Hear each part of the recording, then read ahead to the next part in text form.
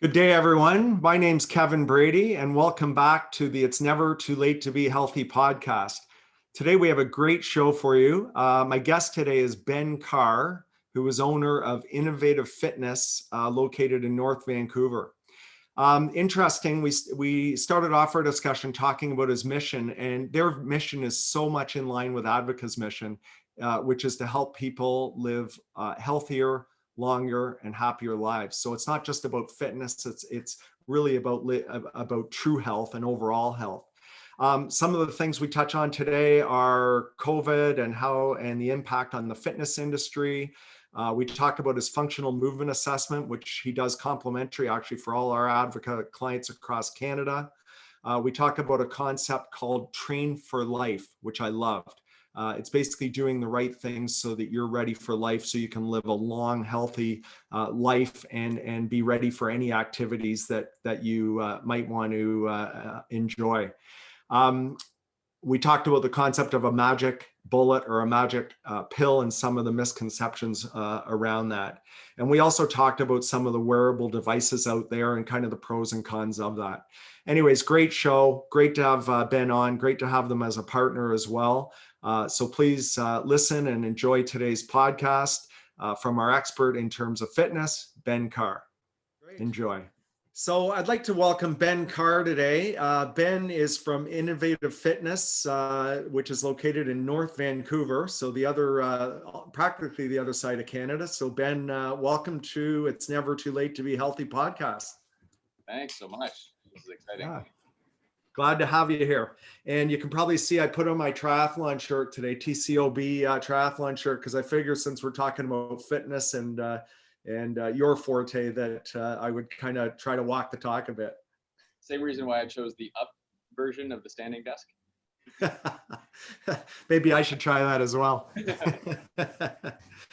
So Ben, maybe you can I'd like you, if just to start off things, if you wouldn't mind for our listeners, just talk to us a bit about the business, because I noticed one of the things on your mission statement, which I love, by the way, because we see mission statements all over the place and they're very corporate and everything else. And for our listeners, your mission statement of Innovative Fitness is create the most badass fitness community ever.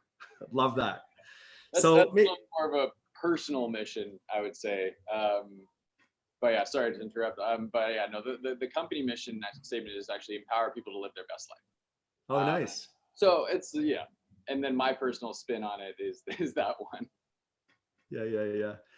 And so just, if you wouldn't mind, just maybe expand on that a bit. Like, what is that? And if you care to talk about both of them, that's fine. And maybe the corporate one first, because I'd just like to dive into that a bit, just so you can let our listeners know what the company's all about.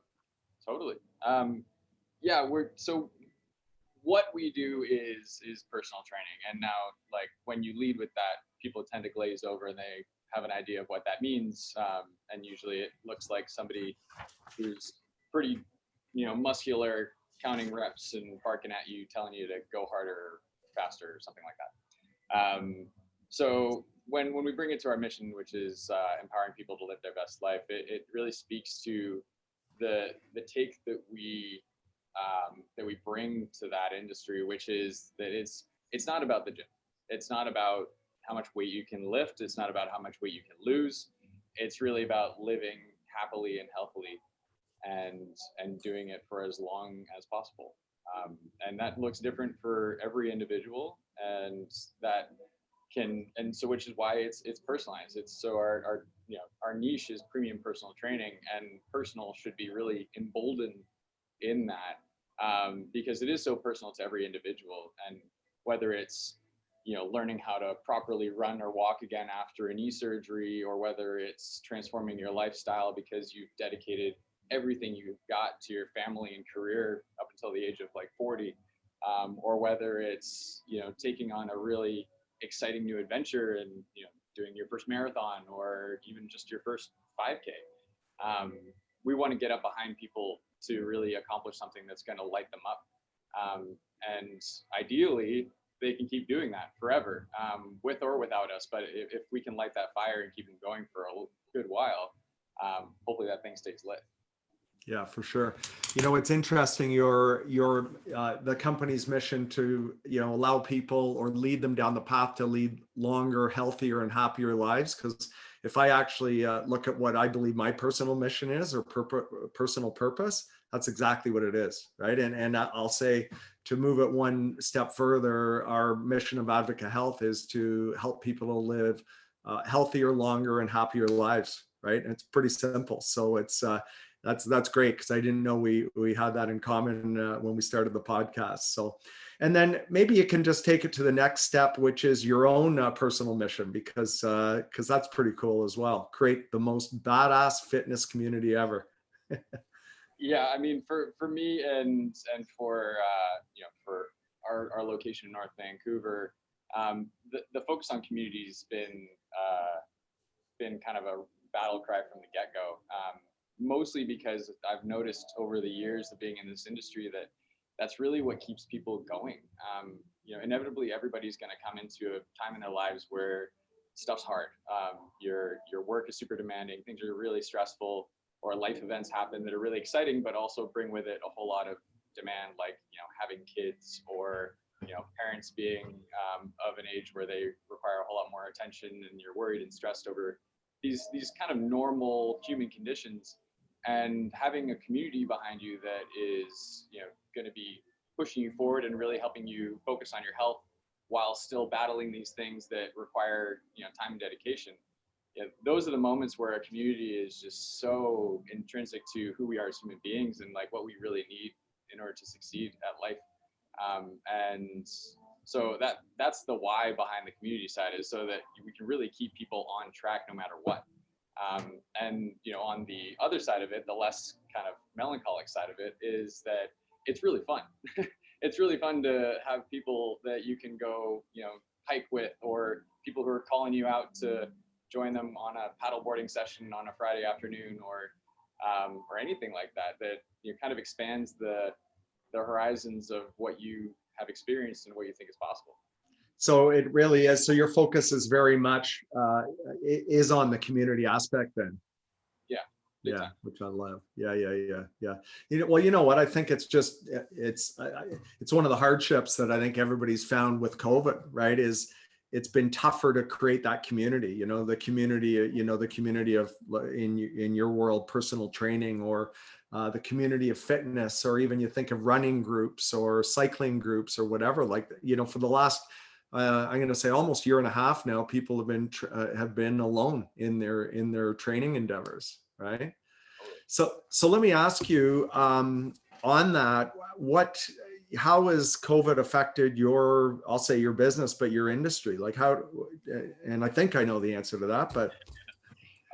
Yeah, our industry's been hit pretty hard. In everywhere in the world, that's been the case. Some places, depending on regulations, things have been a little bit different. Out in Ontario, it's been devastating, to say the least, for fitness businesses. Out in BC, the restrictions have been a little bit different.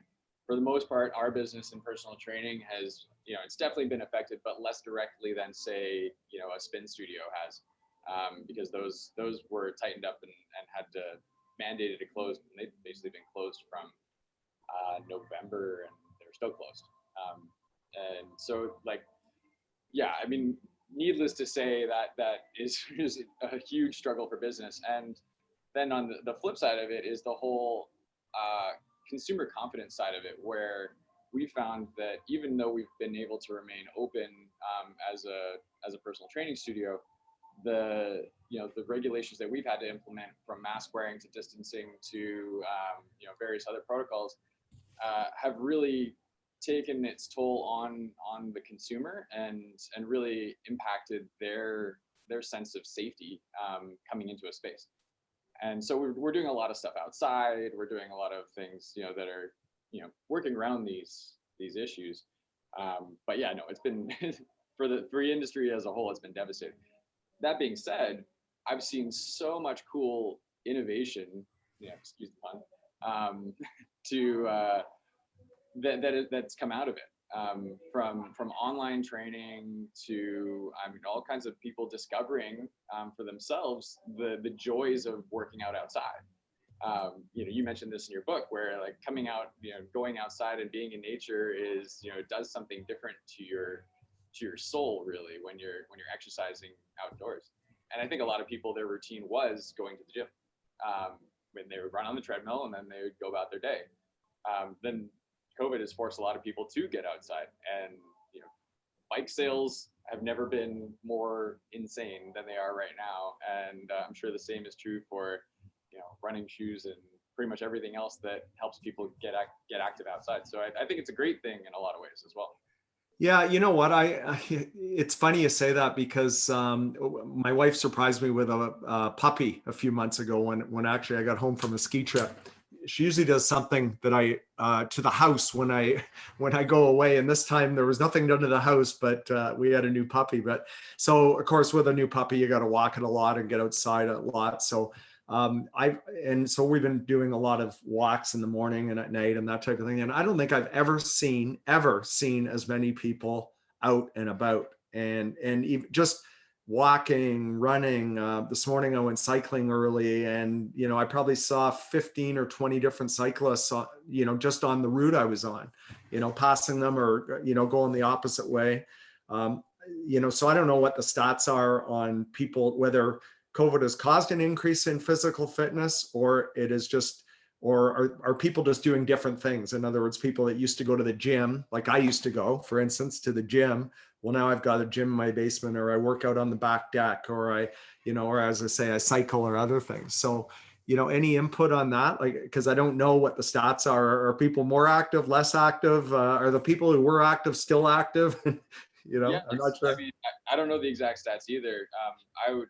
I would guess, and given the consultations and the people that are coming through and starting up personal training in the last couple months with us, is that a lot of people haven't been doing a whole lot for the last year. I think, the stress and the toll that COVID has taken definitely has had a lot of people put health on the sidelines, and because it's just so disruptive to whether they were doing stuff before or not. I feel like it's impacted most people negatively. Yeah. That being said, I think that it's also opened people's eyes to what's possible when they get creative about it. So Yeah. I think there's definitely an element of both. Yeah. And so let me ask you, with your business specifically, with COVID, as you mentioned, you had to pivot, right? And say, okay, we're going to do things differently than we used to do them. So what are you doing? And I know you work with a lot of our advocate members as well. So can you just share what you've done to kind of, I'll say, overcome, some of those obstacles around COVID? Absolutely. I mean, the biggest thing has been the switch over to virtual. So when we first had to close our business, our brick and mortar, and that was from March to June of last year, so it was about 2.5 months. We got on a call, all of the franchise locations and our head office, and we started just throwing ideas at the wall of like, okay, how are we gonna survive this, and how are we gonna retain as many people as possible, and that's on the business side, but more importantly for our clients, like how do we keep supporting them? And so we, in a matter of 10 days, created and built out an online platform to train our clients, calling it IF Direct. And we had about a 30% uptick onto that from our current base that we had at the time. And then it started to kind of take on a bit of a life of its own. And all of a sudden things became possible that we hadn't even considered, like corporate training, for instance. Like we've got all these companies whose workers are remote and they're disconnected in a lot of ways, and so all of a sudden we're coming in and giving companies and employees workouts on this online platform that brings them all together. They're sweating, they're laughing, they're having a great time, and it really invigorates that culture, even just for a moment. So we're like, okay, this is kind of cool. We can access people that we didn't have access to before. And so that's kind of continued on, and we still have about 15% of our clientele that we train online. The rest are in studio. But and everything from the assessment protocols that we do, the rehab corrective work, the high intensity training. Like, we can give somebody a full blown bodybuilding hypertrophy strength workout with just their body weight, and these are skills that our coaches have had. It's forced them to become really creative and really really excellent at what they do. To pick off like how somebody's form is breaking from a two-dimensional camera is a hard thing to do, but they're just killing it. Yeah, no, I know a couple things. First of all, you did a workout, a corporate workout with our employees, which we really appreciated, and everybody loved it, and they were all sore the next day. So that means it was a good one. And I also know a couple ladies in our office that have used the virtual platform with their trainers, and you know what, they're saying they're going to continue that way. Like, they actually like the fact that they don't have to pack up in the morning and go to the drive to the gym, and they can do their full workout kind of when they at whatever time they schedule. So on the flip side, as you say, I mean, I always look at things and say, what's the silver lining?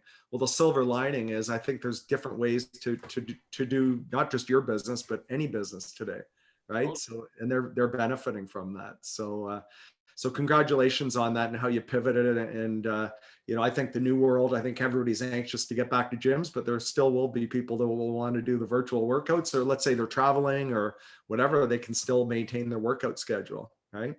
And that's a huge perk that we've seen with it too, is people can stay on track. Even if you're going to Hawaii and maybe you've got a gym. And the thing is, like, people think that with a virtual trainer, you need to have like a big old setup or something like that. Really, all we need to do is be able to see you. Yeah. You don't even need to be able to see us much, because we can verbally cue and guide you through everything that you're doing. And you're in a plank, and we're just like, all right, keep that core tight, engage the glutes, push through the elbows, just kind of like you would have your eyes closed in a yoga class. So you don't really need to see the coach at all times.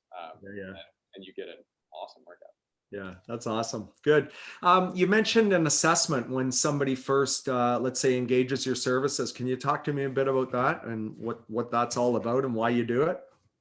Oh yeah, absolutely. This is probably the most important piece of taking on any client. Everybody that we bring on as a client has, whether it's a history, like some kind of injury history, or some kind of posture issue, or like pretty much everybody across the board has something that we want to consider when we're building out a strength training program. So really what this assessment is for is to figure out exactly what those things are. So we're setting things up so that the body is forced to engage in movement patterns that are challenging, and really exposes weaknesses.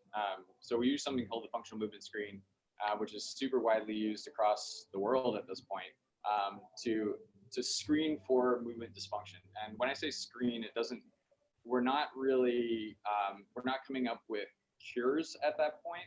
We're just looking at movement patterns and seeing what's a problem and what's not. Then we take that information and we break out into a few more assessments, and we're looking at range of motion, we're looking at muscle activation, we're looking at obviously posture, and then with all this information we can then say, okay, Johnny is not going to be doing any loaded squatting until we fix this alignment from his hips, and then from there we figure out exactly what corrective exercises are going to make that change.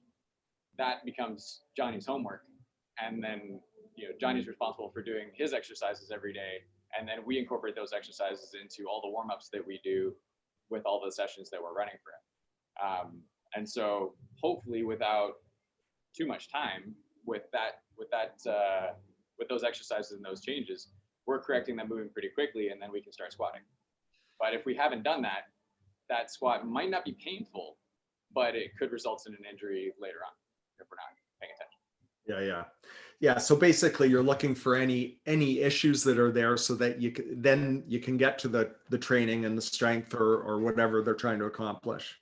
And some people know what issues they have. They'll come in, they're like, yeah, my shoulder's really sore, and like when I do this, it's that's what I would call like a red flag, which is if there's pain, we want to get a clinician involved. We're not going to pretend that, you know, as coaches, as kinesiologists, like we can work with somebody who has, you know, pain, but only under the guidance and of a clinician.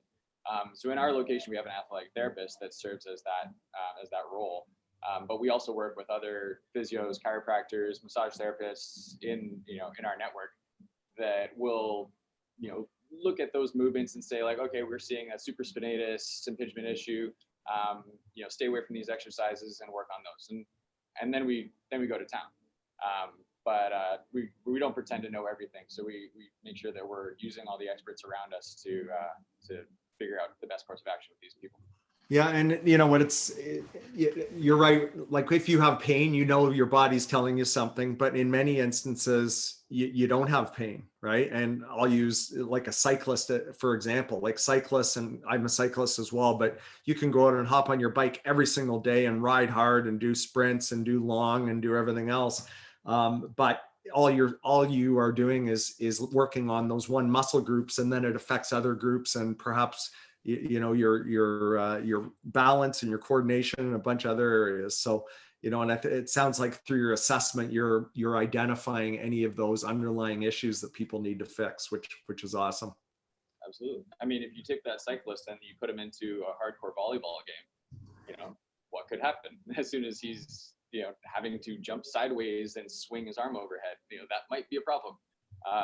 So that's the kind of thing that we want to make sure that we prevent. Yeah, good. In my book, I'm not sure if you've had a chance to read it, but in my book, It's Never Too Late to Be Healthy, I talk about a concept called the wheels of health, which is a really simple concept that I came up with to really help people, I'll say, have balance in terms of their health. So I talk about, you know, the 4 wheels of health are sleep, like how well you're sleeping, what's your nutrition, you know, are you eating well, stress or mindfulness, and then fitness. And obviously what we're talking about is fitness from your perspective. But do you get into those, I guess 2 things. One, do you get into those other areas with your clients? And secondly, how do those other areas, I'll say, how do they impact fitness? As an aside, Kevin, great book. I really enjoyed it. I love the concepts and I love the simplicity that you laid out in there. And yes, like you cannot have one without the other. I think that that's a common issue that we see a lot of, is that clients will come in, or potential clients will come in, and they're overworked, overstressed, not sleeping enough, you know, poor diet, and they want to get their butt kicked 3 times a week. So it's like you can't just go into a hardcore training regimen without supporting it with the recovery aspect of sleep, with the mindfulness aspect of de-stressing and, you know, cooling those cortisol levels down, and with proper nutrition. Like it doesn't work very well. It'll wind up in burnout. It'll wind up in people being, you know, in more stress, more pain. So yeah, absolutely. We bring those things in to every person that we take on and make sure that they're balanced. Yeah, no, you know, you've read my book, so you know my story. But when I look back, I mean, I almost died. Fortunately, I didn't from a marathon, and I thought I was totally healthy. I thought I was this healthy person, and because I was fit, I was running a bunch of marathons and trained every day. But I really didn't pay attention to those other areas of my life. And look where you know I ended up in a coma, and you know, fortunately, I came out of it. So it's one thing I try to work on personally, you know, every day, is to try to keep those different wheels in balance. So, and I agree, if one's out of balance, and, you know, I even look at triathlon training. I think, you know, I've gone to the Worlds, I guess 4 times now. And that even concerns me, because from a longevity standpoint, you know, I'm basically, if you compare it to a car, I'm redlining my car, right? I'm putting the pedal to the metal, probably a bit too much from a, I'll say, anti-aging perspective. Yeah. So. Yeah. So I have a question on your book, by the way. Do you actually drink 2 liters of shake every morning? Yeah. That is a lot of liquid. Good for you, man. Vitamix. Did it again. I do it pretty well every day. Yeah, I take 1 or 2, maybe 1 or 2 days. Like it depends what I have on and what my workouts are. But yeah, I generally, for sure, minimum 5 and usually 6 days a week. Yeah. Yeah. So, yeah. Yeah. So, I mean, so to answer the question about like the redlining thing, now, unless there's anything new out there that I don't know about, the challenging your body at that level is not a problem if everything else is there. Like if like, you know, like you said, like the thing that wound you up in the hospital, like almost dead, is obviously problematic. If you're redlining it without having the sleep, the nutrition, the recovery, the everything else, then yeah, that's a problem. That's just a ton of stress on the body. Now you're selectively stressing the body, and you're following a program that's going to be periodized. It's going to have long, slow distance stuff where you can just kind of hang out in zone 2 of your heart rate range, and then you're going to have those higher intensity days. So it's going to vary a whole lot. And as we age and as we go on, like the activity is the really important part. The intensity is probably less important, I would say, for sure, as far as like living to 100 is concerned. However, that's not gonna kill you. Now, there could be arguments made for things like ultra distances, and stuff that really does physical damage to your kidneys and stuff throughout that race, because it's just so demanding on the body. Which is why marathoners don't actually train a marathon distance really ever. They just do that in races, because that distance itself and the amount of time and the amount of strain on the body it passes a point of beneficial. Yeah, for sure. Yeah, no, I think back to when I don't know how many years ago, when I was, I'll say, training super hard for the Worlds. I had my cortisol levels checked, and they were off the charts, right? Which affects your sleep and yes, affects your stress levels and everything. That is your stress hormone, right? So it's something I try to really pay attention now to, and as you say, do the right movements, I'll say, at the right time, right? Or right exercise at the right time.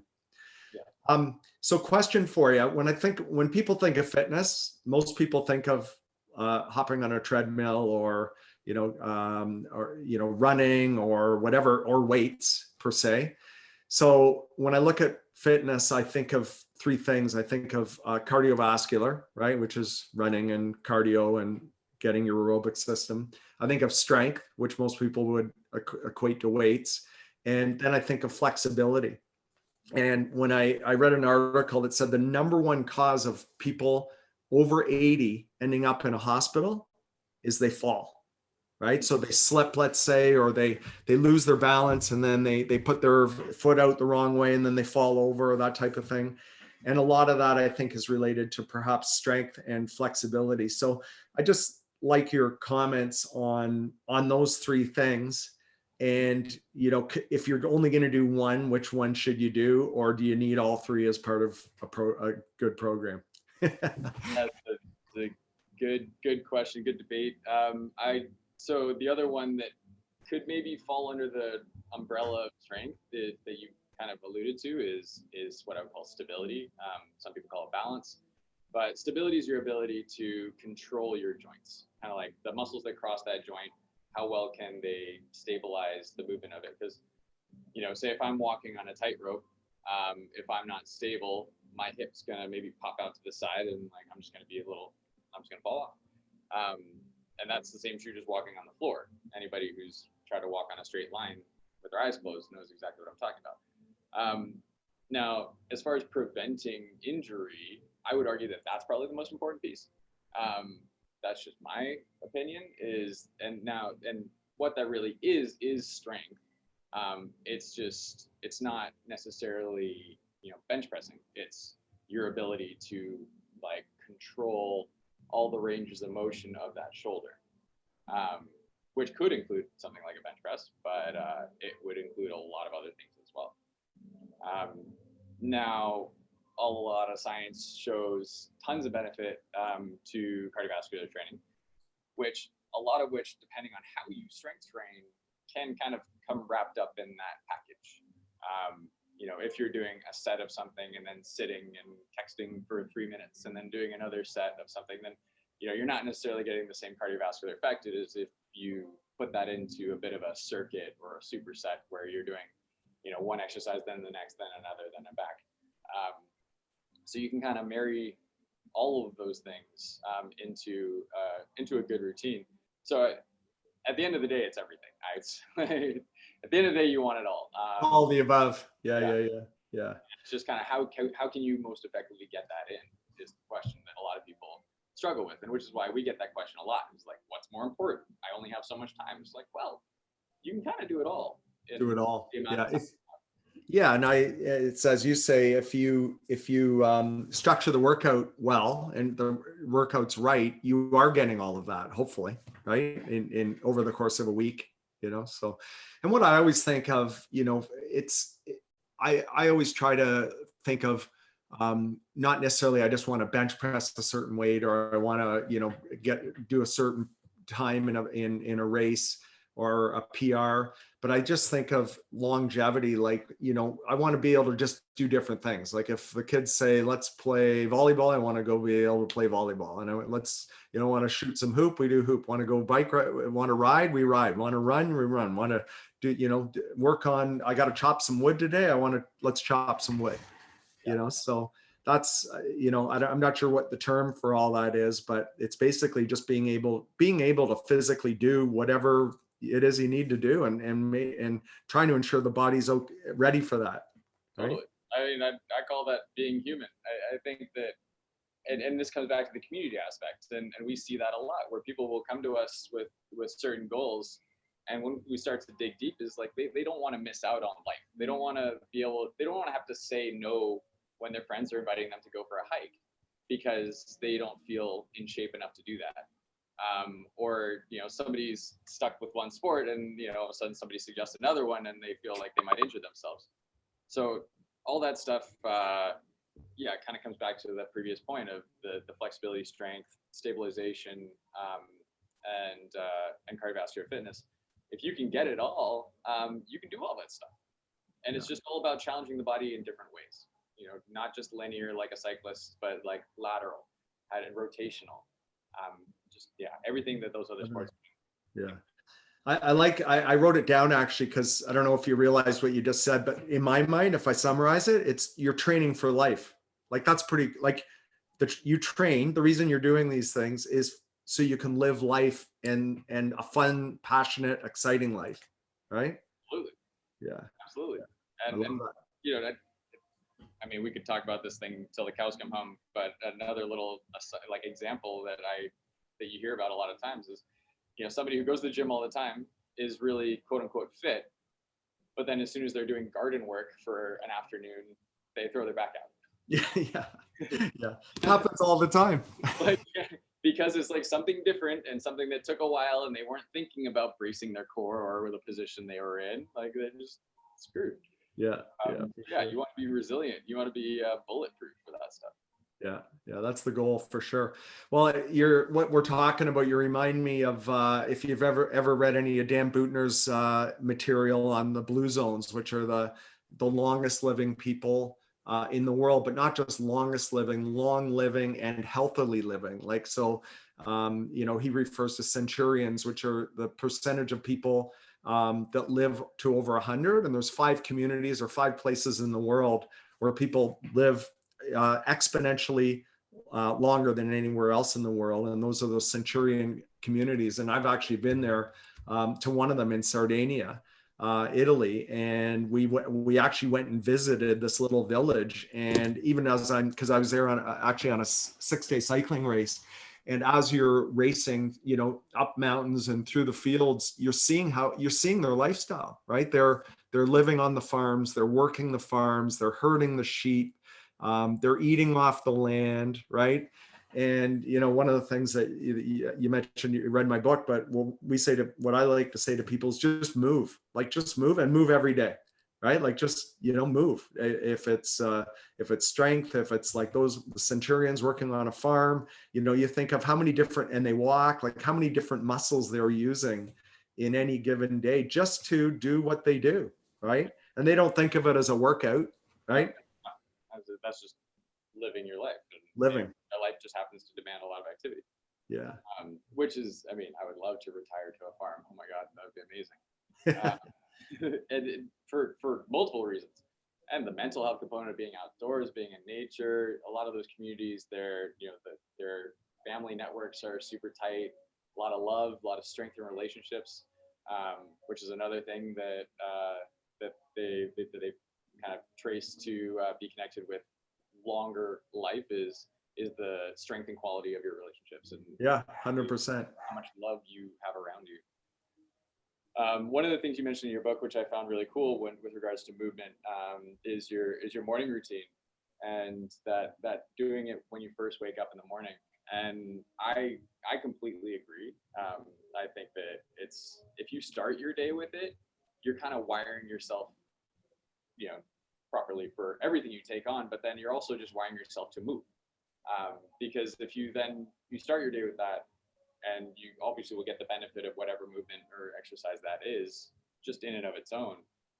But I think you're also more likely to kind of keep it going throughout your day and take those little breaks and, stretch out. And even if you're working at a desk all day, you end up doing a lot more just by starting that way. Yeah, no, for me, that's worked. And I found when I didn't do that, then later in the day, things come up or you're busy. And when our kids were young, they have their activities. So, and I just, if I find now, like, even if I take a day off, and I actually try not to take a day off, which is probably not great, but I don't feel as good. Like, I don't have the energy. I don't have the vitality, I always call it, I'm not on my game as much as when I work out first thing in the morning.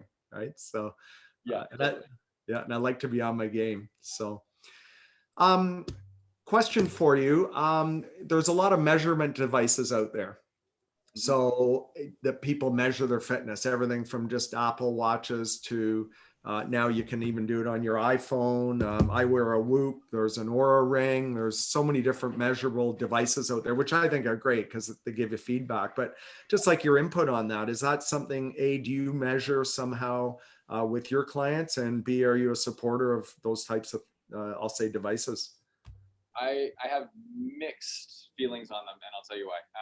So I think they're amazing at helping people create awareness around a lot of measurables that they're just unaware of. So whether that's how many steps you're taking in a day, whether that's the heart rate variability that the Whoop or whatever will measure overnight when you're sleeping, which is tied to stress, that's a really cool tool. And then there's a lot of measurables and a lot of stats and a lot of data that you can get from these things that help people to just bring a lot more awareness into how they're living.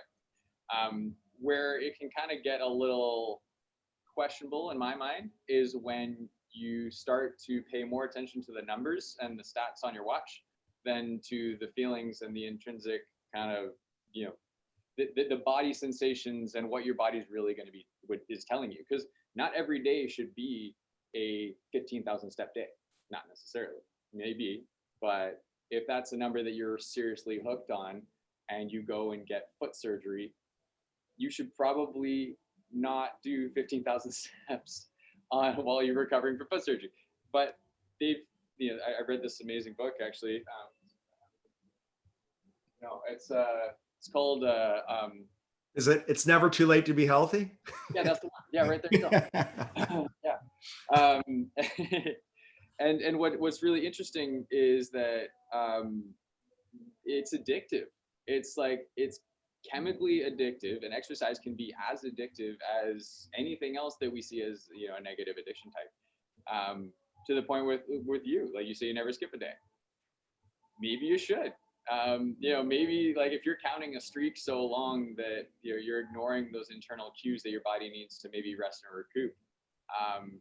Perhaps that's they're crossing a line between healthy and unhealthy. When you can let that go and accept that there will be other days and it's okay. You're giving your body what you need right now. That's where I find that the wearables and everything else, it's hard to get away from just staying on a streak or whatever, because a lot of these things are actually made to be addictive, just like your social media apps are. where you get little badges and medals, and like there's these little dopamine rewards by going in there and achieving certain things. Oh my God, Strava. Like Yeah. I'm Yeah. addicted to Strava. Every time I'm on a ride, I'm like pushing myself probably harder than I necessarily need to because I want to beat my previous time or something. Yeah. Yeah. Or your So friends or your buddies. exactly, all that for sure. Yeah. So yeah, I think like there has to be like I think it's really great. Those tools can be super helpful, but you also have to bring in a moment at least once a day to register and check in with you.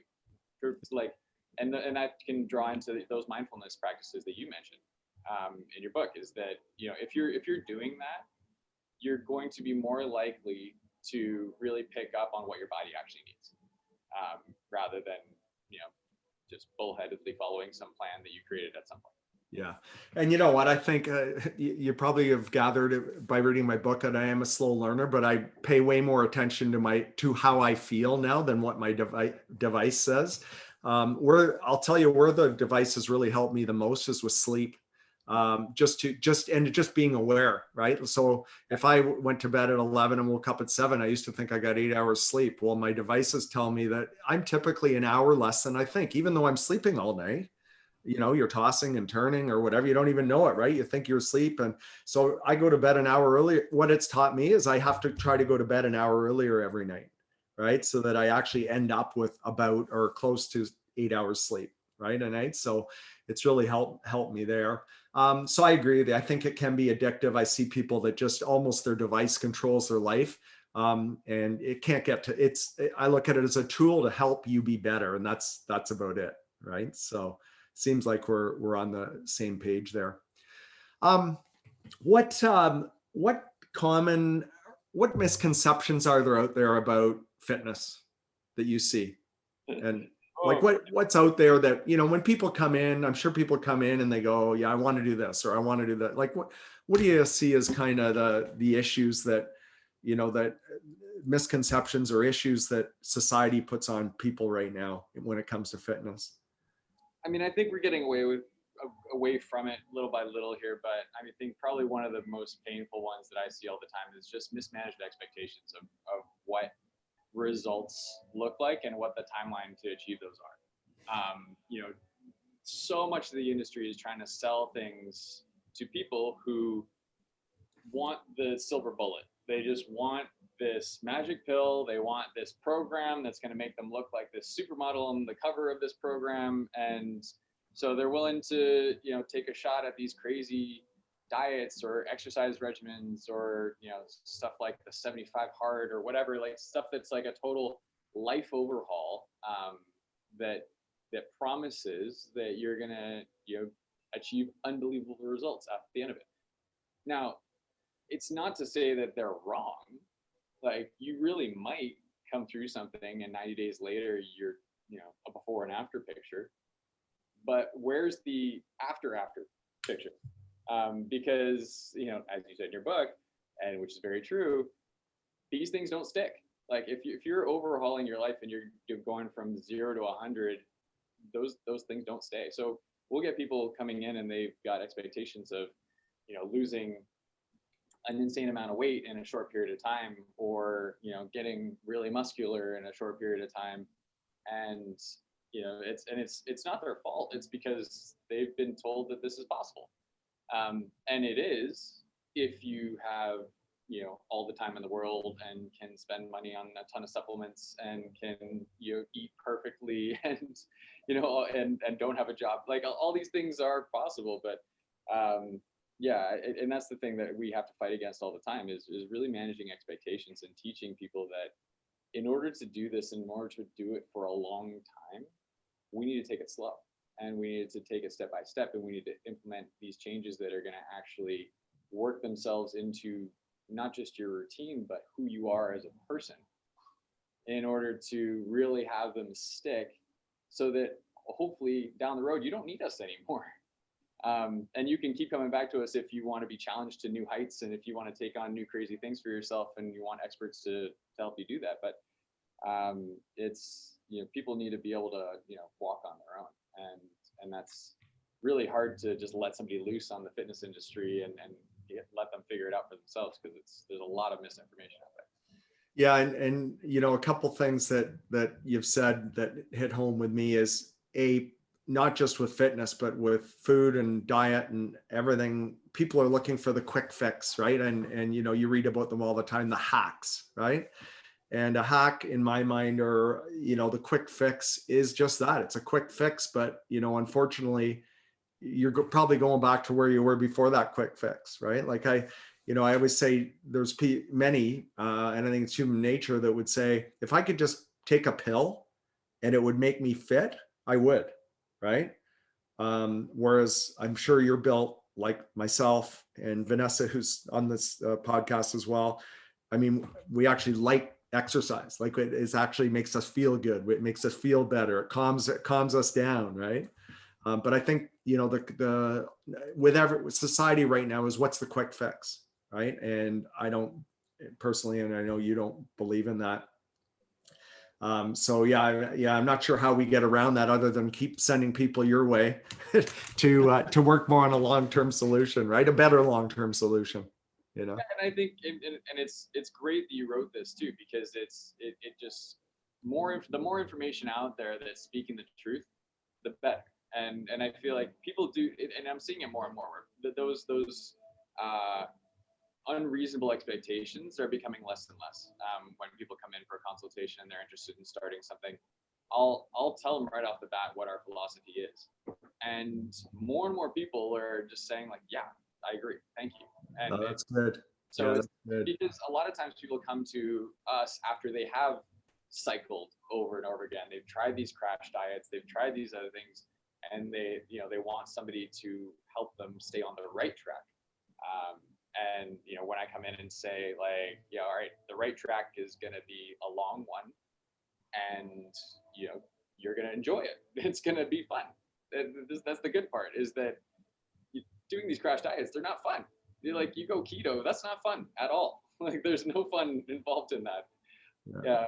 And then but doing it step by step and incorporating little habits into your life, including exercise, including mindfulness practices, or paying attention to sleep. If we're doing it step by step, you'll feel instant benefit. Like you'll feel better in a week. Yeah, totally. You'll have more energy. You'll have vitality. Your complexion changes. Like it's amazing how quickly the body can heal and wants to heal. Right? It's amazing. Yeah. Whereas what the other side of the coin is, what came to mind was restriction. Right? So I mean, there's a reason there's a new diet book that comes out every single day. Right? And the reason a new diet book comes out every single day is because they don't work. And the reason they don't work is it's all restriction, right? And it's like, okay, you're counting your calories, or you're only eating this food, or you're as you so paleo or keto or vegan or whatever it is, and people feel restricted, right? And then so they've lost their weight after a month, they've lost, let's say 5 or 10 pounds, and they go, oh, that wasn't any fun. I'm going back to the way it was before, right? Yeah. So, and it's yo-yo. So it's good to hear that you are seeing that change. That's music to my ears for sure. So yeah. Yeah, no, it's happening. I think we're over it. People like being lied to. And so yeah, for sure. Any other I'll say key takeaways or key tips that you would give our listeners? If there's, like, I'll say from you as being the fitness expert, is there a couple things you could leave our listeners with in terms of like key takeaways? I mean, I think probably one of the biggest is find what you enjoy and do that. Like whether that's dancing or walking or running, or if you like lifting weights, then lift weights. But there's a lot of ways that you can quote unquote strength train or resistance train without weights. As we've discovered through COVID and our virtual training, is like, you don't need them. You can do a lot of things with just your body. And in fact, like, swinging from trees is something that your body kind of knows how to do, and it's DNA. So if you like climbing, climb. If you like running, run. So I think for people who aren't currently doing stuff, the key is just finding something you like to do and do it. And then if for somebody who's already doing things and wants better results, I think that's where we can draw in some of the points that you made, is like, where are those wheels? What are the things that aren't in balance? Because maybe you're slugging it out in the gym, but you're not paying attention to your sleep, or you're not paying attention to, your mind and your stress levels, or maybe you're paying some attention to your nutrition, but maybe it could be better. So I think that's the other takeaway that I would leave people with too, is the four wheels that you've got, that you so well coined, is I think the other key to this, is making sure that those are spinning. Yeah, you know what? Your great comments, and enjoy what you like doing. I mean, it shouldn't be a negative to go to the gym, let's say, right? Like it should be, and I always say that if you like walking, walk. If you like hiking, hike. If you like running, run. Like do what you love doing. And if you can do them outside, right? Because what you said earlier, I totally agree with. I mean, it has a mental benefit. We're meant to be in nature. And I don't know about you, but anytime I do anything outside, I feel way better, right? So, I mean, this year with COVID, it was interesting because I literally biked and still swam in our lake up north in descent, like till I went down to the lake and there was ice, and I tried to break through it with a paddle and I couldn't. I go, I guess my swimming season's over. And it was like December 20th or something, right? So not that I actually enjoyed going in That sounds pretty hardcore. yeah, it was 0 degrees. It was like, oh yeah, it was. But even biking, I biked way longer than I usually do this year. I think because of COVID, because I just said, I'm spending so much time indoors on virtual meetings and emails and computer, that for me, if I can move my fitness outside, and I think I shared with you even my working out now, I'll call it strength training, I'm doing on the back deck, right? As the sun's coming up in the morning and I'm outside and I'm in nature, and, again, just to connect with nature. So I think, your point's a great one, is do what you enjoy doing. And because then it's not work, it's fun, right? It's pleasurable, Yeah. And I think the other thing that you pointed out in the book, and we talked about a bit today, is do it with people. If you can create a social element and a community element around activity, all of a sudden it's way easier to be active and healthy. It's like, you don't have to go for beers necessarily. You can, but you can start by going for a run or a bike ride, and having those people that you can do that stuff with, it fuels a lot more of your soul than just the exercise portion too. Yeah, for sure. There's a group that I ride with, that I've been to Italy with, and they started this thing, and it's actually called, and they got jerseys and everything made up, or kits, cycling kits, and it's called Bikes and Beers. So you go for this crazy fast nuts ride, and then you meet at a pub after and have a beer. So it's kind of the reward. That's awesome. So, I actually started a group with the exact same name. Oh yeah, there you go. I'll have to send you a picture of our kit. It's very Canadian. It's very Canadian. We actually wore it over in Italy at the race. A lot of us wore this same kit, and it's awesome. So I'll have to send you a picture, Vanessa. Maybe we can put it in the show notes. So I know we're getting close to the end here, but is there anything else I'd like to just see if there's anything else you'd like to mention, or any other advice you can give our listeners before we kind of wrap things up here? Yeah, I mean, I think when it comes to taking on that next level, I think a lot of people are in a space now where they're either going back to gyms or going into personal training, wherever that happens to be. I think, it doesn't have to be us, but the really important thing is, if a lot of people have been not doing that stuff for a long time, not lifting weights, not going to the gym, that assessment piece is super important. Like, you gotta know how your body's lining up. You gotta know, what areas of weakness there are, what have developed over the last year, maybe, because they might not all be obvious to you. So working with somebody who really knows and can really pull apart those movement patterns and really can progress you safely, if you're working with a professional, and if not, go see a physio before you start an exercise routine, or go to the gym, if you're going to be doing it on your own, to just get them to take a look at your alignment in your body, and what issues they may see, because the last thing we want is a mad dash to getting back inside gyms, and then everybody's back in rehab Yeah, because injured. they're all injured. Rotator cuffs and knees and hips and everything else, Oh, right? no, Yeah. no. So I think, and the other thing to keep in mind too when you're starting up something like that is that it's been a year or longer, or maybe it hasn't. I don't know. It's depending on you, but odds are you can't lift what you used to. Is take your time, build it slow, pay attention to form, and get it right because you're hopefully in it for the long haul. Yeah. And if you need some support, if you need some help, we're always here. Yeah, awesome.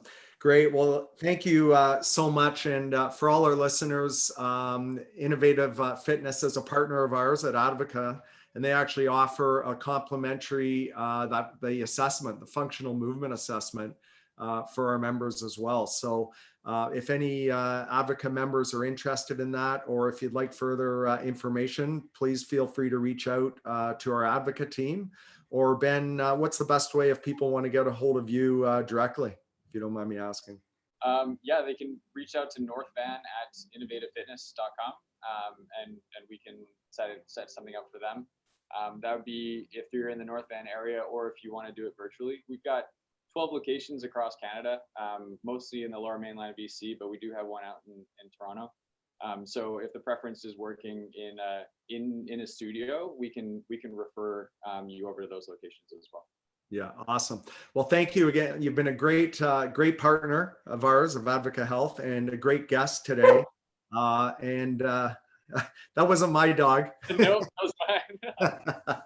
It's time. I guess the dog knows it's time. It's over. Oh, what a great looking dog. What an awesome looking dog. But thanks so much for your input today. And more importantly, I want to thank you. When we started, we talked about what our missions are, and it's really to help people live longer, healthier, and happier lives. So on behalf of all the people you help daily, because I know you wake up every day saying, how can I help people? And you're helping them not just be more fit, but live healthily, happily, whether it's their sleep or their mindfulness or their nutrition and fitness. You're helping people be whole. So on behalf of everyone, we want to thank you and your organization for that. And look forward to having you on the podcast again in the future. Oh, it'd be fun. No, thank you so much. This has been an awesome experience, and the same goes to you, because I know it helped a ton of people. Especially you guys have developed the whole mental health area of your work, and really built that up in the last year, and people need it. So it's great to be on board as a partner with you guys, and here's to many more fun times and Awesome. Getting off the bikes pretty soon. Yeah, exactly. Okay, Ben, have a great rest of the day. Thank you very much. Got it. Cheers.